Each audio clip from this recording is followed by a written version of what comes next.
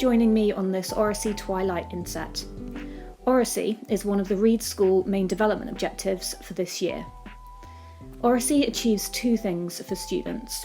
It makes them more confident and more able to talk with their peers and with their teachers, and it also helps them to learn. There's lots of research underpinning Oracy and why it's so vital for pupils. The first and the main one is cognitive gains.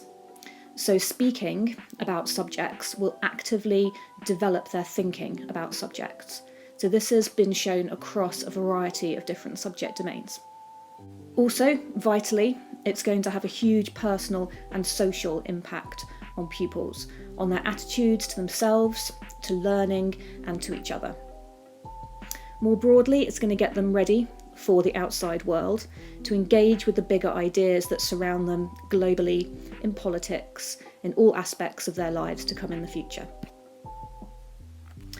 So we need to specifically teach Oracy, rather than just assuming that it's something that will develop naturally. There are four main areas that we need to be actively teaching our students to develop. So I've broken those down into the physical, linguistic, cognitive, and social and emotional aspects. I started off by designing this rather boring and functional poster with the hope of disseminating this throughout the school, but the wonderful Craig Cole has turned it into something far better. So we have 50 of these currently in production, and they're going to be disseminated throughout the school. They'll be on every single classroom wall, so please do use these as a resource along with some of the other resources that I'm going to be providing you with. So the first box asks why. So it was exactly where I started today, and where we need to start with our students is to get them to think about why we're asking them to develop their Oracy skills. So if we're asking them to have a discussion, can we please preface that discussion with what are we going to achieve by having it in the first place? Why are we discussing this as opposed to writing about this or reading about this? Why is it important to talk in the first place? And particularly with the second one, if you're assessing a subject orally, why have you chosen to do it in that way? And to make it clear that the oral assessment is just as valid and just as important as a written assessment might be. So when we're specifically teaching these Oracy skills, this is the first of the main areas, physical. Students will naturally feel quite nervous, and this will result in slouching or leaning on the wall or having hands in pockets. So making them aware that their physical appearance and deportment is an important part of how they present themselves is really important. That includes things like eye contact, maintaining a calm voice, being aware of the facial expressions that they're pulling, and using hand gesture in a deliberate and subtle manner so it doesn't overwhelm or distract from the content of the speech. The second and very important area is linguistic. So this will include the kind of register that we're encouraging our pupils to use. We don't want them to be overly stuffy and formal. We want them to be relaxed, but we very importantly want them to be polite. So to moderate their language and to think about the words that they're using and the register they're adopting. The terminology will be specific to the domain. So if it's a science lesson, there may be certain key terms that you're wanting to hear, so having those on a bubble in the board. Or if there are certain words that are going to be contentious in a discussion that's coming up, it might be an idea to preface the lesson with those and maybe talk about words that we do use to describe a certain person or a certain action, and certain words that we avoid and why we avoid those. Hedging and fillers might be something that you want to try and eradicate in the speech of slightly older students, kind of, sort of, like, particularly in sixth form speech, can be prevalent, particularly in discussions between peers. So if we can make them aware of when they're using hedging and fillers and that it interrupts the fluency and the confidence of their speech, and get them to try and rephrase that sentence without those hedging or filler statements. By the time all pupils finish third form at Reeds, they should be aware of rhetoric. It's in the English curriculum. So if you ask them to use rhetoric for impact, they should be thinking about when is a good time in this discussion or in my speech to use a particular rhetorical device. Cognitively, We've been doing quite a lot of work on metacognition. So this first bullet point is all about that, getting them to think before they speak, and very importantly, giving them time to think before they speak, to do some self-questioning. What do they think? Why do they think it? And also to teach them about this concept of groupthink. So there is a tendency of teenagers to follow the herd and to go with the majority thought rather than their own personal thought. So to be aware of groupthink and how it might be impacting on the things that they're simply accepting in their speeches. Logic in the ordering of ideas, moving chronologically through their ideas or prioritising through the most important down to the least important. And very importantly, providing examples or evidence rather than just statements of belief. This last one is crucial to all teenagers, and I've organised it in a series of don't statements with positive do's after them. So don't judge, everyone is learning might be a mantra that you need to adopt, particularly if you're using Oracy in tutor times.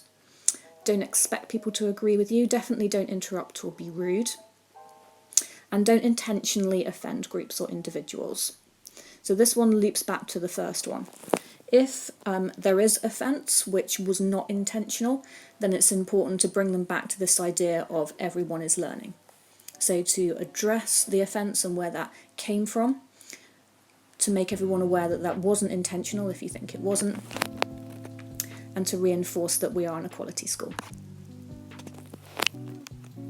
So here are a few practical ideas of how it can be introduced into lessons or into tutor time. The first two are quite obvious, but the other ones are perhaps more imaginative or more specific. So designing a conflict that you want resolved, so that the process of resolving that will include thinking through and discussing some of the main ideas that you want them to think about in terms of your curriculum. Not all essays have to be written, so you could do a verbal text analysis and response, as long as they realise that it is just as important and geared towards a criteria, for example GCSE or A-level criteria, just as much as it would be as if it were a written response. Oracy prep is something I'm going to come back to later, and something I'm personally going to try out in the next few weeks or so. So we've set some Oracy tasks. Our students are developing their speaking and listening skills, but how do we know? We might want to assess over a period of time how our students are developing. So I've just done these two very, very straightforward generic assessment grids. It uses the Read School levels, and it has very broad definitions: significant, several, some, or limited.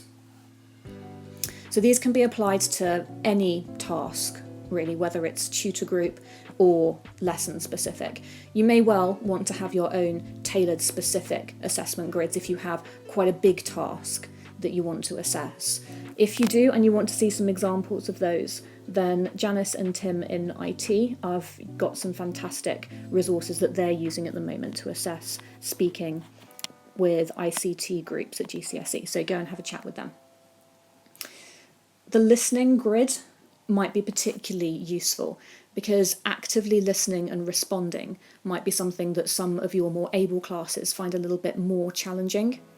So to go through these various criteria with them and to talk about what it means to engage productively with another person rather than just sitting back and passively listening to them. Oracy can be used as prep. And this is an example that I've stolen from Twitter, which I think is very inventive and very useful.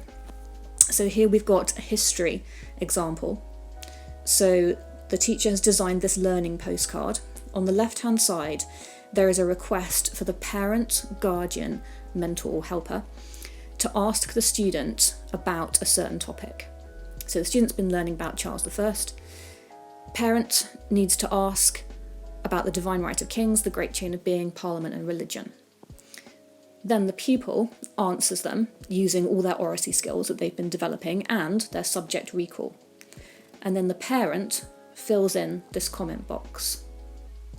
So pupil was able to tell me about the Great Chain of Being, the Parliament of the time, and the fact that Charles did not attend for 11 years and the issues about religion. He couldn't remember what the Divine Right of Kings was. When I googled it and started to describe it, he took over and gave me a detailed summary. So, parent prep, but a fantastic way of getting parents involved with students' learning, making them aware of what's in the curriculum, and also highlighting how important we think oracy is and how hard we're working to develop their child's speaking skills. So I've got 3 potential issues now that might come up with trying to facilitate good oral discussions in tutor groups. So firstly, if you happen to have a sixth form tutor group and you start a discussion with them, but you find that they tend to go off at a tangent. So you really wanted to talk about gun laws, but it sort of devolves into a conversation about Donald Trump, and it sort of loses its focus quite quickly, for example. How can we avoid that? So preparing a series of hinge questions in advance is very quick, but can facilitate much better, much more focused discussions. So here are 6 hinge questions. You could just have them yourself in your hand, you could leave them on the table, or you could have 6 little cards in a little stack. So they have to take one card, they have to discuss that point, and they can only get rid of it when they think the discussion has been exhausted, and then they move on to the next one. And they have to get rid of all 6 cards from the table. So this will maintain really good focus. If you have a middle school tutor group, you might find that they are a little bit reluctant to speak to each other, particularly at the beginning, 3 different year groups, and they can be a bit nervous. So one way to have good discussions, but also really good communication across year groups, is to have a pupil chair and to give them a series of generic prompts that they can use to draw out ideas from their peer group and to include everyone in a discussion. So if somebody's not said anything, then they've got a generic prompt there to actively turn to that person and say, do you agree with what's just been said? Why not? To challenge, are you making assumptions? Can you give me some evidence there? And to choose one person at the end of the discussion and ask them to summarise everything that you've heard today. So perhaps one of your 5th formers might be best to kind of chair that discussion and take that leading role. If you have a close tutor group, this comes from personal experience, you might find that they all want to speak, but then they end up just simply agreeing with each other. So you have 90 seconds of intense conversation, which ends up with everyone simply coming to the same conclusion. I have bean bags as little giveaways. You can use these in different ways. First of all, if you just wanted to take a single colour, any single colour, you could encourage turn taking within the younger years. So have it acting a little bit like the conch in Lord of the Flies. So whoever's holding the coloured beanbag is the person who gets to speak, and then it has to be passed around and everybody has to say something. There are also the 4 different coloured beanbag sets, and this is how I use them, but you could use them in any way you want to. If they're holding the green beanbag, then they have to agree with whatever the statement is. The red, they have to disagree. If they're holding blue, then they have to back up the point that they've just heard, whether it's for or against the topic, and they have to add an example. Your yellow is your power-up beanbag, so the person holding that one has to add a new level or a new perspective to the discussion. So you might want to give that to the pupil that you want to challenge or stretch, or to your scholar, for example. So there are some freebies to give away. If you could leave a comment below this video, first people to leave their names and comments will win Oracy beanbags, Oracy strategy flip card keyrings for your classes. If you enjoyed the music that started and ended this video, you might like to follow Forsaken on Lost Records on YouTube. Thank you very much for listening.